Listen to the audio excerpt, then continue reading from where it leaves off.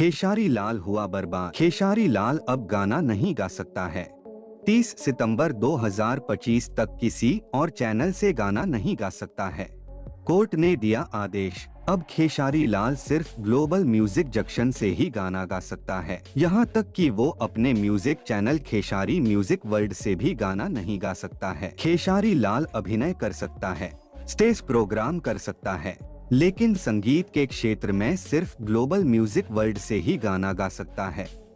30 सितंबर 2025 तक। दोस्तों, आप लोगों को क्या लगता है, खेसारी लाल के साथ जो हुआ है, क्या एक कलाकार के साथ ऐसा होना चाहिए था? आप अपना राय कमेंट करके जरूर बताएं। ऐसे ही भोजपुरी सेलिब्रिटी का खबर पाने के लिए आप मेरे चैनल को सब्सक्राइब जरूर करें।